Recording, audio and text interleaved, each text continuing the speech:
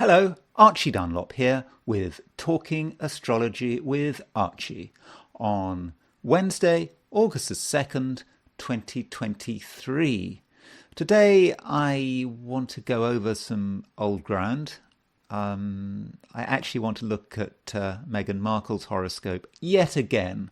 But I do have an excuse because it is her birthday soon, in a few days' time. I think she's going to be 42. So why not have a go at looking at her year ahead?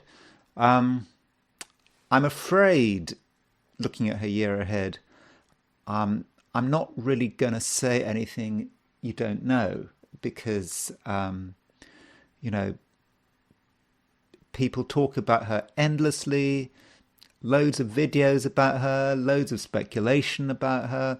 I mean, I think the speculation with Meghan Markle perhaps has two main foci. You know, one focus is her relationship with Harry, obviously. The other focus is her career, and looking at these supposed royal experts talking about Meghan Markle, I think the general consensus seems to be that she's not going to split up with Harry for one reason or another, at least in the short term. And then there's her career, that she's going to be very anxious to move ahead with her career, her new projects, and how she and Harry are going their separate ways. So really, it's very difficult to move away from that analysis when looking at Meghan Markle's horoscope. Nonetheless, I think it would be interesting to see how the astrology ties in with it. I mean, does it fit? Does it really feel as if, for example, relationships are going to be a big issue for her? And what about her career? Where is the career progress? Do we see something? Coming up for her? So I'm going to be looking at all that. So I kind of apologize because I have kind of talked about it before, but maybe as part of my justification, not just the fact that it's her birthday coming up, is the fact that, we're just looking at some astrological techniques, and I think that some of you just want to know about astrological techniques. I'm not saying they work. Of course, I have the benefit of knowing what people are talking about, so, about Meghan, so I can sort of get these techniques to fit the narrative anyway, but I just think the techniques may be useful. I also want to briefly consider the issue of house systems in Meghan Markle's horoscope, because people do sometimes ask about house systems. Which house system should I use? Should I use whole sign houses? Should I use Placidus? Should I use something else? So I will be briefly considering the issue of house systems when looking at Meghan Markle's chart. But before I do that, I want to look at the astrology for today, which is Wednesday, August the 2nd, 2023. So let's look at today's chart. There's Meghan up there, top right. So let's see what's going on for today. So here are the stars for today, set for midday New York. There's no reason it has to be New York, but it just is. So the moon, you can see, is at 22 Aquarius at midday, and it's making a square to Uranus.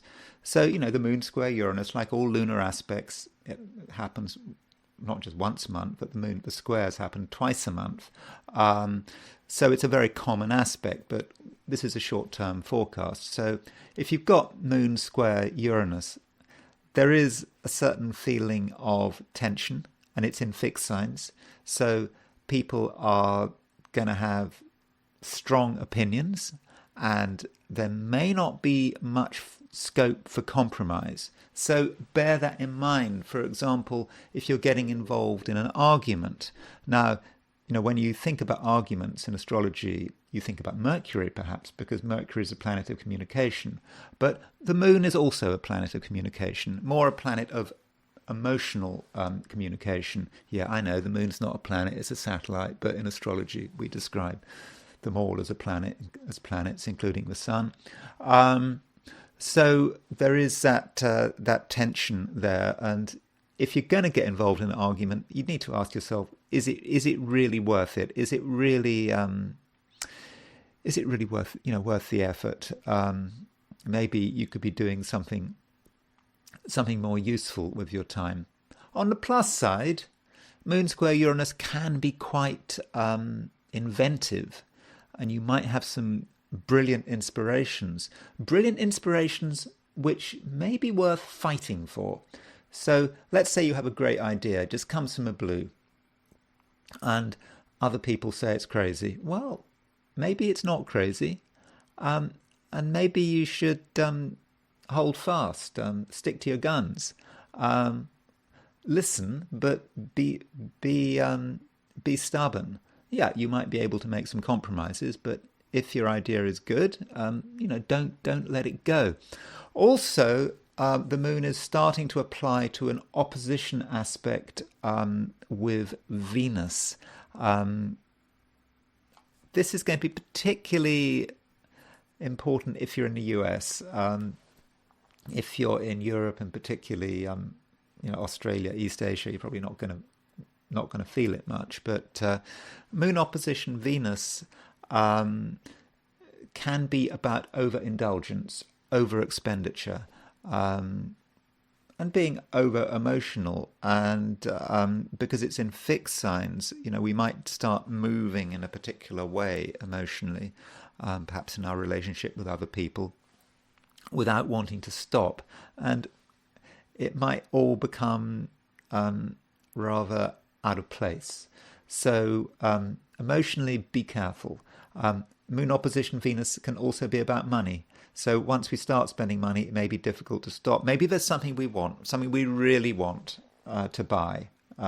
Maybe you've seen something online, you want to get it, you just can't get it out of your head. Maybe it's an object of beauty. I don't know, item of clothing, piece of jewelry, whatever, looks great. You really want it. But I would advise you not to do it, particularly as Venus is retrograde. So if you want something expensive, think again. With Venus retrograde, buying beautiful objects tends to be a bad idea. Wait for Venus to go direct. That's next month. So you don't have to buy it if it's not an essential purchase. Don't do it. So as you can see, it's a day with a few issues. I don't think it's a catastrophic day. I think it's fine. Moon is in Aquarius. For most of us, it's probably best to be slightly detached, not to get over emotional, not to get overexcited by something glamorous and sparkling, something like that. Just stick to what you want to do, and it should be fine. But overall, I actually don't think it's a particularly exciting day. But as far as my forecast for the 12 signs are concerned, here goes. These are my forecasts for today, which is Wednesday, August the 2nd, 2023. Aries, you're inclined to put your energy into socializing, but is it worth the effort? When you are with other people, things happen unexpectedly, and human emotions will be difficult to predict. Also, there's plenty of scope for jealousy if someone gets too much attention from the wrong kind of person. Taurus, today you seem very ambitious, and if you handle yourself in the right way, you can achieve amazing results. But you have to consider what impact you're having. Right now, you're a force of nature, and not everyone can handle you. And perhaps you take the view that getting attention is always important. But who exactly are you prepared to upset in the process? Gemini, you do a lot of thinking, but does it get you anywhere? Don't you need some grander scheme, or perhaps a philosophy on life? Today this becomes very clear, and you have a chance to reach beyond your normal bounds. But if you're travelling today, a Moon-Uranus square might be the cause of trouble. Leave plenty of time just in case. Cancer.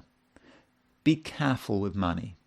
There's a danger that you spend too much, not just on yourself, but also on others. So curb your generosity and don't pay too much attention to your friends, because right now socializing is unlikely to be worth the effort and the cost, and whatever you do, you must do it in moderation, or even not at all.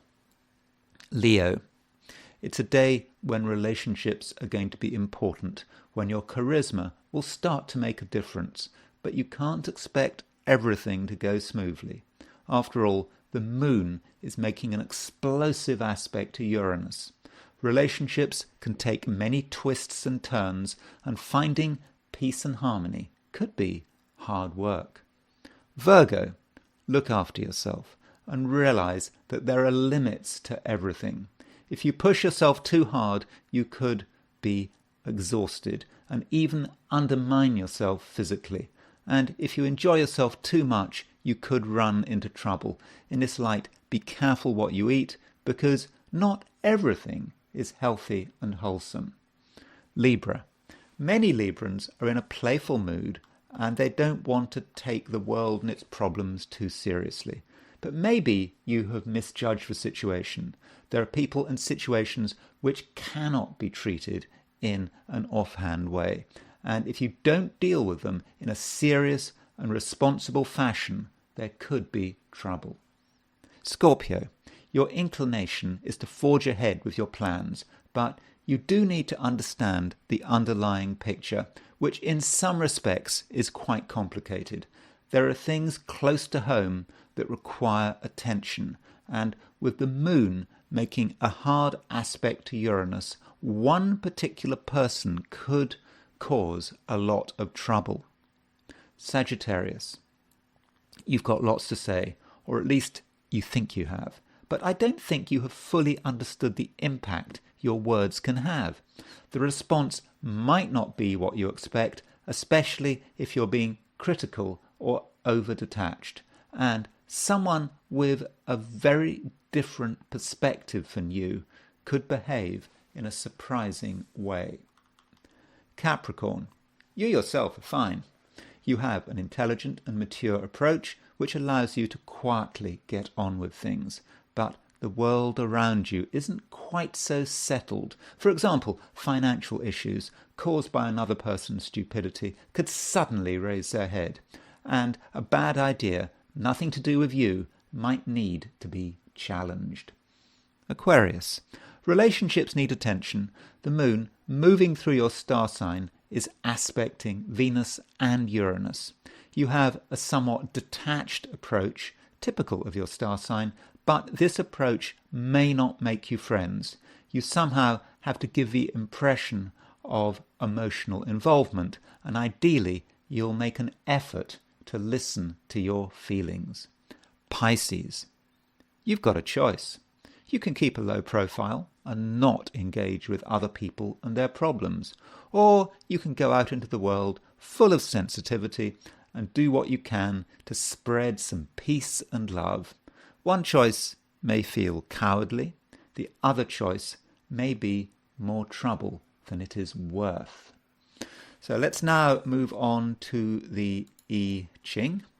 So as always, I threw 3 coins in the air and I asked the question, what is Wednesday going to be like for visitors to my YouTube channel? So the first hexagram I got, which I don't believe in any of my videos I've got so far, is hexagram number 44. So you can see hexagram 44, you've got all these unbroken lines except the bottom one, which is broken. And this is coming to meet. And it's a situation where someone literally wants to meet us, wants to be in touch with us. Maybe it's a situation where our attention is demanded or required, but there's a caution here. I mean, what it literally means would be, I mean, its image is of a bold young woman ingratiating herself with someone, and there's a lot of caution here. You know, it's kind of very easy to engage with this bold young woman, but there's a risk. So you know, that might have a romantic element to it. So if you meet someone new for the first time, or you're involved in a very, very new relationship, someone might be very bold and pushy, and it all might seem fine. They want to proceed with a relationship, and they don't seem to have much reserve, and there is caution there. But it might be something else. It might be someone trying to sell you something. Someone trying to push an idea, someone trying to get into a business partnership with you, someone trying to ingratiate themselves with you, who, I mean, in the because I Ching is sort of very Confucian. It's very hierarchical, and the suggestion is that this other person or this other situation is in some way inferior. And I mean, I'm just using the sort of language of the I Ching there. Perhaps you might feel it doesn't translate so much to 2023, but somehow the inferior element, this is the inferior element here, the broken line. The inferior element is trying to ingratiate itself, and so great caution is required there. But that doesn't mean to say that we have to just dismiss it out of hand. The I Ching says that when dealing with this inferior element, the second line moves. But when dealing with this inferior element, we need to exercise gentle control, but we don't need to get rid of it entirely. We just need to make sure that we're in control of it. And then the fifth line moves, and it's a sort of a picture that our efforts are making some effort. Yeah, we can allow this inferior element into our sphere, but we just need to make sure we're in control, and it looks as if this inferior element will respond accordingly. So, I suppose if someone's trying to sell us something, we can perhaps tolerate this and maybe listen to what they've got to say. That doesn't mean we have to buy it. Or, some new relationship, we need to make the boundaries clear. The boundaries need to be clear, and that's just important. And it looks as if we can sort out the boundaries, and we can keep this inferior element under control without having to entirely get rid of it. So just think about your life. What is that inferior element for you? And as you go through the day, think about where is this inferior element coming from? And I don't mean inferior in a derogatory way. Just somehow an element that is below your status, something that you look down upon. We all look down on things. We can say we don't, but we do. So that is 44 coming to meet. And this hexagram does change. It changes to 56, the Wanderer.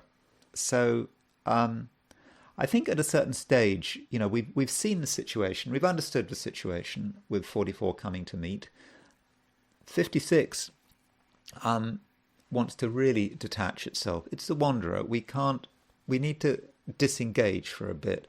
Maybe that fits the fact the moon is in Aquarius. It's quite a detached place for the moon. So we just need to detach. We need time to think. We need to separate ourselves from the world and its problems. And, there are things in our life that we're perhaps over-connected with, which make us vulnerable. And so a bit of wandering, a bit of time on our own would help us understand the situation and be in a better position to make a good decision. So now we're going to go back to the astrology, and we're going to consider the horoscope of Meghan Markle. Now, I've looked at this chart a lot, and I don't want to completely repeat myself. I just want to look at it from a point of view, what's the next year going to be like in general? So I am going to look at it from the perspective of Western astrology. So here is her chart. You will notice, by the way, that there's a new point in this chart, EQ. You might have actually noticed this when you've done charts, when you maybe got charts off the internet. You may have seen something like the East Point or the equatorial ascendant, and you may have wondered what it is. So what the equatorial ascendant is, it really is what the ascendant would be on the equator when you were born. So that's what it is. I don't generally use the equatorial ascendant on my charts, but when you look at Meghan's chart, you can see that she's got Sun, Mercury, and the node in the first house, supposedly in Leo. Now, a lot of astrologers would regard those planets as being in the second house. Reason being is that they don't use the Placidus house system. They use the whole sign house system. So the whole sign house system, it starts with the ascendant. So Meghan has got Cancer on the Cancer rising. Therefore, all her planets include any planet in Cancer is going to be in the first house, or is treated in a first house way. Therefore, any planet in Leo is going to be treated in is going to be treated as in this being in the second house, and likewise, any planet in Virgo would be treated as being in the third house. Now, the Placidus house system isn't tied to the signs, because the problem with the whole sign house system is it kind of ignores the midheaven. The midheaven here, the highest point in the sky, in the Placidus house system is the cusp of the 10th house. But in the whole sign house system, it can float. So let me just show you. This is Meghan's Placidus house system. 11 Aries is her midheaven, and you can see these planets are all in the first. So if we recalculate Meghan's chart to make it whole sign,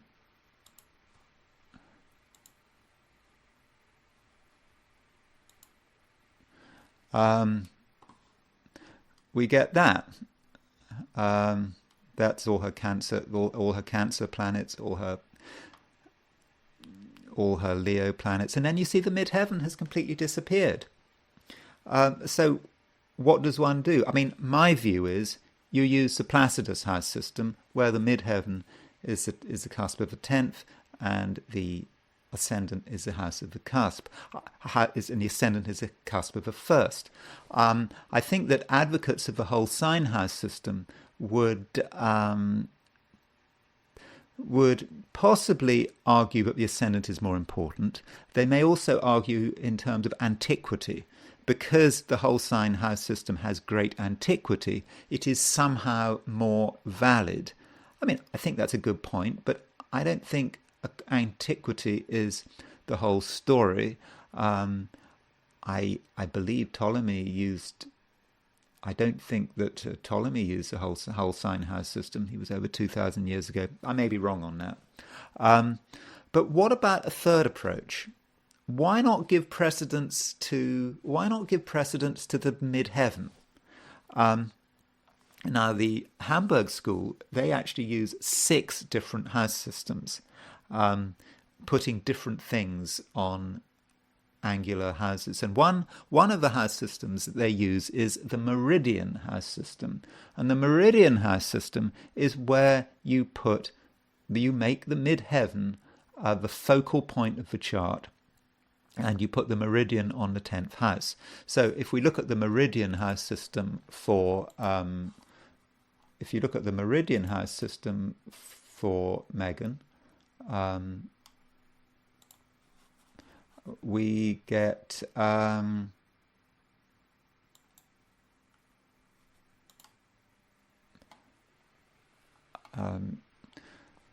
there's her midheaven. That is the 10th house cusp, and the ascendant is allowed to float. So the ascendant is no longer the cusp of the first. But what you notice about Meghan's chart when you put when you have a meridian house system, the east point is the first house cusp. So there's our east point, 959, first house cusp, 959, and the Mars is right on the first house cusp in Meghan's meridian house system. And that is, now the meridian house system is about how we move forward in the world. It's our relationship to the world. And so in Meghan's case, she has Mars on the first house cusp, exactly on the first house cusp in the meridian house system. And, we see Meghan as being a very assertive person. She wants her way. As I think Harry said, what Meghan wants, didn't he say something like, what Meghan wants, Meghan gets? That is her Mars on the first. This is Meghan moving through the world. We set up the meridian house system to look at how Meghan moves through the world, getting what she wants, being assertive, really pushing that Mars out. So so this is just an illustration that you can use different house systems, and this also tells you when you look at a chart and when you see the east point or the equatorial ascendant, they're the same. But what it means is that is the ascendant. If you make your birth the longitude and latitude of your birth, you put it on the equator. The latitude is put on the equator. You keep your longitude. So when looking at Meghan's chart, I'm not saying even that one house system is better than the other. I think all 3 house systems, whole sign, Placidus, the meridian house system, they all give us different pieces of information. So I thought I'd get that out of the way before talking about Meghan's year ahead. So I'm going to revert back to the Placidus house system.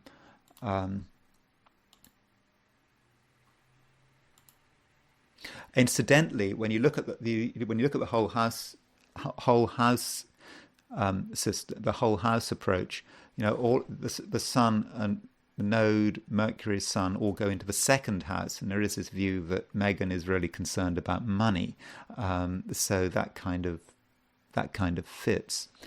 So when you have a birthday, and Meghan's birthday, August the 4th, so that is in 2 days' time, there are 2 things that change. The first thing that changes is your solar return. So you have a solar return for the time when the sun returns to where it was when you were born. So that's the first thing that changes. The second thing that changes is your year ruler.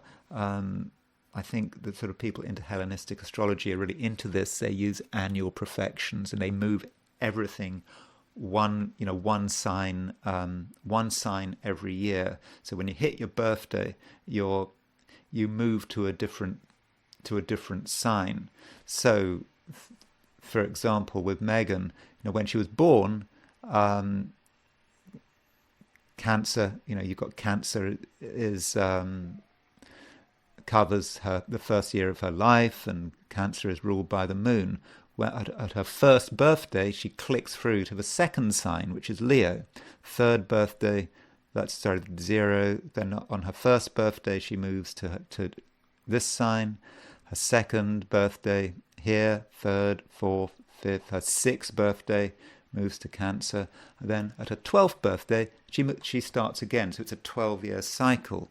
And so we can click through. And so at her 36th birthday, because 12 goes into 36 3 times, she's back to her ascendant. And then you go 37, 38, 39, 40, 41, 42.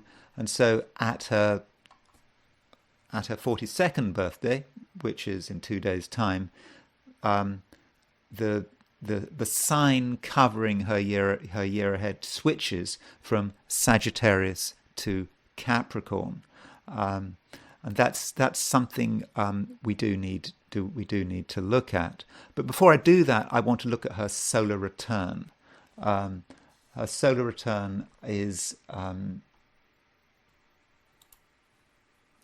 this is her solar return. Now remember, there is a lot of talk about whether or not her marriage with Harry is gonna last, and her solar return really does suggest relationship difficulties. I mean, if you had looked at this solar return, if you had looked at the day she was married, you'd still have said relationship difficulties. Any astrologer would have said that this year it's going to be really tough for relationships. Reason being that at her solar return, Saturn is on the 7th house cusp. This is a relationship, 7th house. The 7th house is relationships. She's got the moon in the 7th. Moon making a conjunction to Neptune. Bit of confusion there, but she's got Saturn there, and Saturn is causing trouble. Relationships are going to be like a millstone around her neck, and I think that that's got to be the case. I mean, there's no way around it. If we look at the first house, she's got Mercury in Virgo. Now, Mercury works very well in Virgo. She's got Mercury rising in Virgo. And her midheaven, she's got Gemini on the midheaven. So Mercury rules the midheaven. The midheaven, by the way, is connected with career and work. It's in Virgo. It's a very self-orientated chart. She wants to get ahead and be successful. And to be honest with that solar return, just on the basis of that solar return, I think that she can be successful. I think from a career perspective, I think the solar return is great. Nonetheless, Mercury is opposition Saturn. Fortunately for Meghan, Mercury is moving away from Saturn, so it may be that she can move away from this issue that has been causing her so many problems. I suppose it's Harry, isn't it? So this solar return it does highlight these two things that everyone has been talking about in the media about Meghan. The fact that she wants to carve a name for herself separately from Harry in terms of her career. Yes, we definitely see this in the solar return because Mercury is in the first house, ruler of the 10th. Mercury is incredibly well placed in Virgo. Mercury is moving to an opposition of Mars. A conjunction of Mars. It's going to be tough because Mercury is almost pinned by these two malefics, Mars and Saturn. So Mercury is moving away from Saturn, but it's moving to the conjunction of Mars. Now the question is, does Mercury? Sorry, I should have looked this up before, but Mercury. Fortunately for Meghan, although Mercury does seem to be going towards the conjunction of Mars, it never actually makes the conjunction because Mercury is slowing down now because it's going to go retrograde soon. So that I think is good. I think that that does suggest that although there are some major things holding her back, and Mars could be Harry. Whatever this, you could say, well, Mars is the soldier in her life, and Mars is going to move out of Virgo and going to stop causing her problems. She's slowing down, and he's kind of exiting the scene as well. Now, I'm not making a forecast about their marriage there, but I'm just saying we see career, we see relationships. We could perhaps see the end of a relationship in the solar return. Yeah, I think the solar return tells us what we already know, but it kind of confirms what we already know. Now, going back to Meghan's natal chart, I mentioned that in terms of profections, she now has moved into the seventh house. It all happens when you hit 42. This sign, the seventh house cusp, the seventh house always becomes important. So it doesn't matter who you are. It's always when you hit 42, the seventh house is going to be highlighted. So is that a big deal? Well, there's the potential for relationships to be highlighted, but then we have to look at her chart and what's actually going on in her chart. And we see that she has Mars in Cancer, and Mars in Cancer is opposition the seventh house. So the moment she hits 42, the fact that Mars is opposition her seventh house becomes important. And again, Mars is Harry. I'm sure Mars is Harry in her chart because, again, he's the soldier. He's a Mars kind of character. He's got a chip on his shoulder. He's, you look at his performance in court. He fits that. He perfectly fits that Mars. And Mars is in Cancer. Mars is fallen in Cancer. Mars does not work well in Cancer.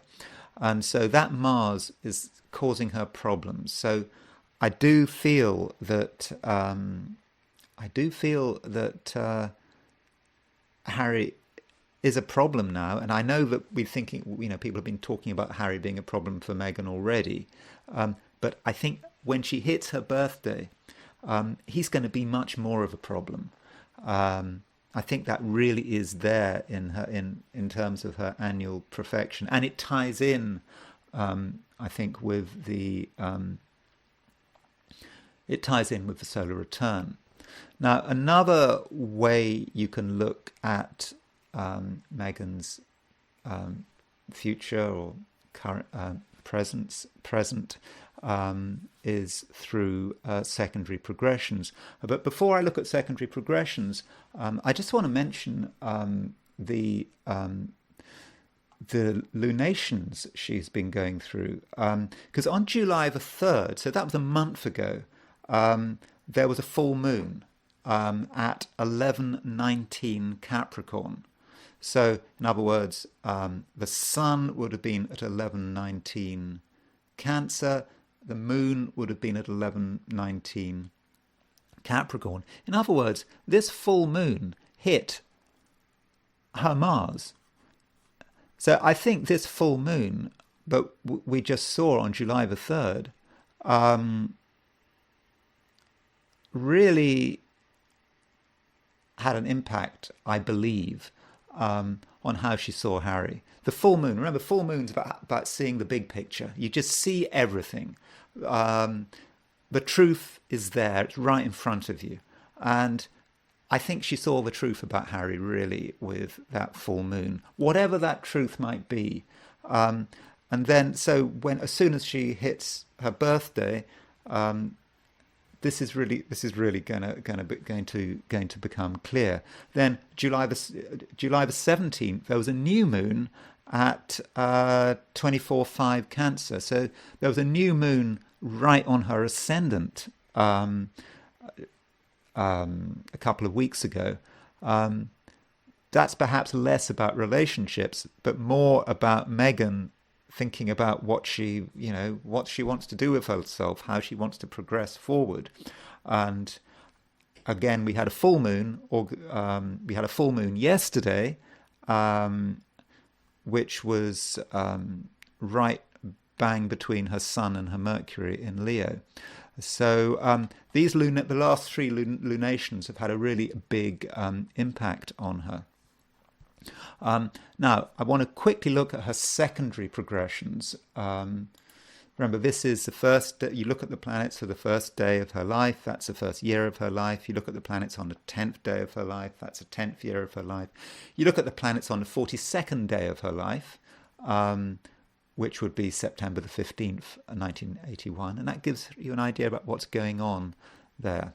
And what I want to focus on is the two things about her secondaries.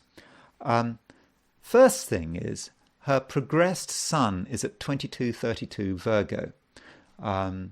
So remember, her natal Sun, let me just put those, that's Meghan's chart in the middle. So she has the Sun at 12.9 Leo, but her progressed Sun, it's progressed forward to 2232 Virgo. Okay, so what? Well, the thing is, there's Harry's chart. If we look at Prince Harry's Sun is at 2257 Virgo. What does that mean? Her progressed Sun has progressed forward to the exact position of Harry's Sun. Now, if they were not in a relationship, you could say, well, that shows they're about to be in a relationship. But they're already in a relationship.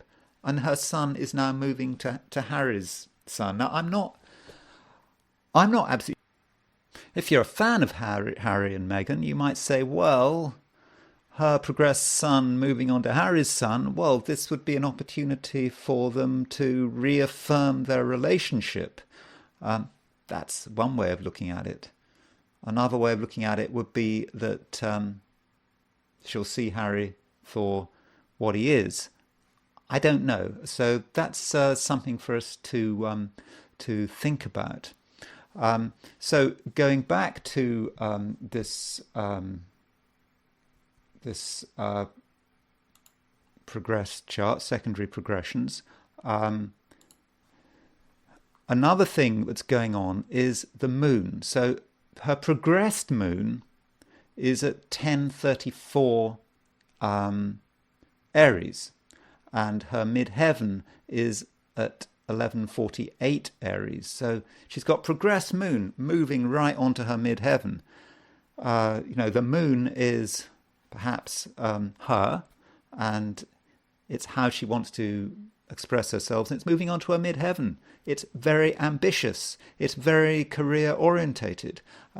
You'll see that this progressed moon is moving to a trine with her Sun. So, over the next month or two, she's going to be really ambitious, and she's going to want to be successful, and she's going to be able to want to make new contacts.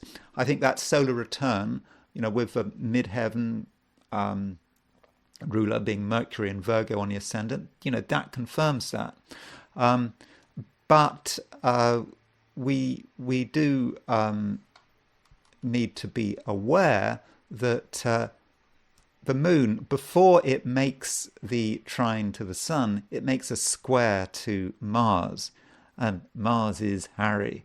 And I think that this suggests that, at least in the short term, Meghan might start to see Harry and her career as being at odds with each other. That Harry and Harry's demands are somehow blocking her. So that is something we do need to think about.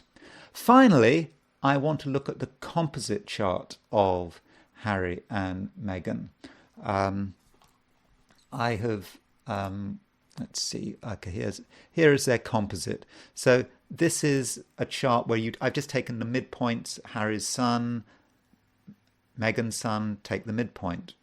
You do that with all the planets. So Harry is a Virgo, Meghan is a Leo, and so we can see her the sun at two Virgo. That's a midpoint between Harry's late Virgo sun and Meghan's Leo sun. That's the midpoint.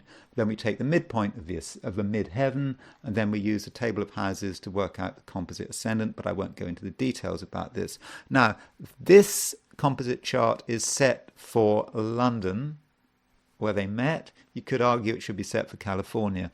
The chart will not change a great deal if you move it, if you set it for California, if you set the latitude for California. The midheaven will remain the same, but the ascendant will float. But certainly set for London, you can see that there's, in this composite chart, there's Uranus on the seventh house, Uranus in the seventh, suggesting that, you know, when they married, this was going to be a fairly tumultuous relationship.